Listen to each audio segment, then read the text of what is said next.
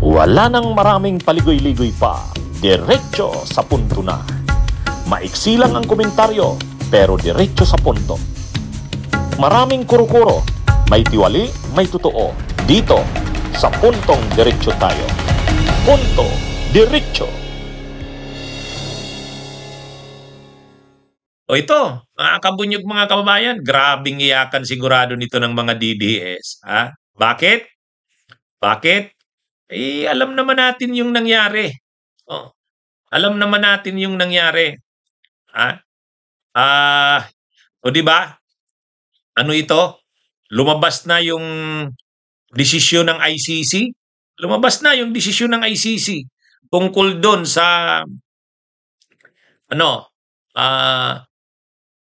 yung parang motion.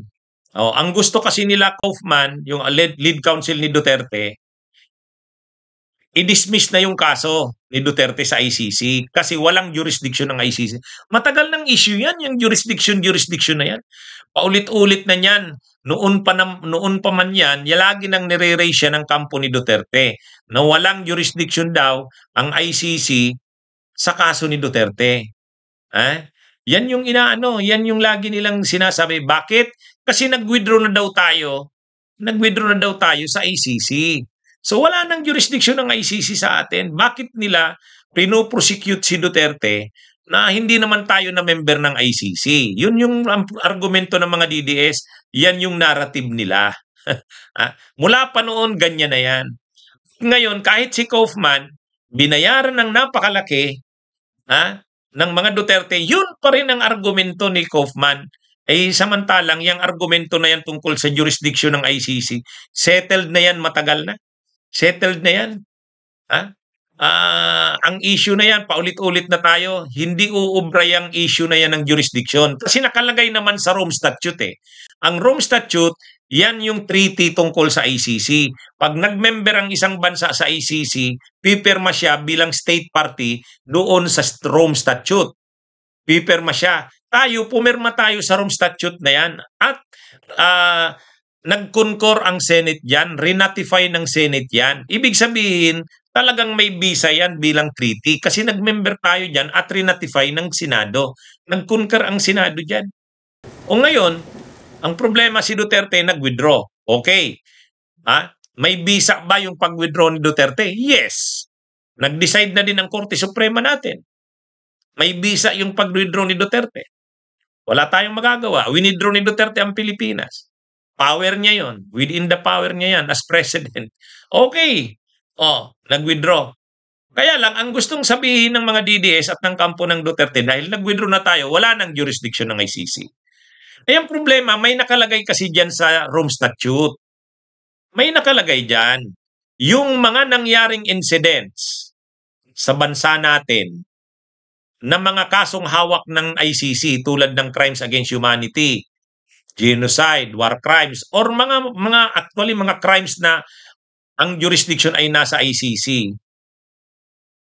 Kung nangyari yan sa mga panahong member tayo, may jurisdiction sa atin ng ICC. Doon sa pangyayari nung member pa tayo. Pero kung nangyari yung mga yan, yung crimes against humanity na yan, sa panahong hindi na tayo member, hindi na tayo saklaw niyan. Hindi na tayo saklaw ng ICC. Pero yung kung nangyari yan nung panahong member tayo, saklaw tayo. May jurisdiction ng ICC. Ganun lang naman kasimple. Ganun lang naman kasimple. Ayaw tanggapin yan ng mga DDS. Ayaw tanggapin nila yan. So ngayon, nag-decide ang ICC. Kahapon lang.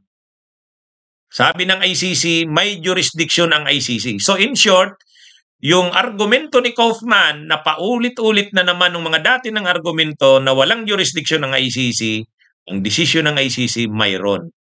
Mayroong jurisdiction. Kasi member pa tayo ng ICC nang nangyari ang mga krimen na ikinakaso kay Duterte. Kaya nga ang covered na mga kaso ni Duterte hanggang lang 2019. Kasi yung effectivity ng pagiging member natin bill ng ICC ay hanggang 2019. Nag-withdraw tayo sa ICC 2018 pero may 1 year pa kasi para talagang magkaroon ng effect yung withdrawal. So, kung 2018 nag-submit ng withdrawal, may 1 year para mag-effect yung withdrawal, 2019. So, lahat ng nangyari sa Pilipinas na mga patayan related sa war on drugs, na hanggang 2019, covered yan ng ICC jurisdiction. Yun. Kailan naman nagsimula? Nung nag-member tayo, 2011 yata tayo nag-member. So 2011 tayo nag-member, kaya yung mga nangyari sa Davao, yung Davao Death Squads, 2011, hindi pa presidente si Duterte, sakop rin yun ng jurisdiction ng ICC.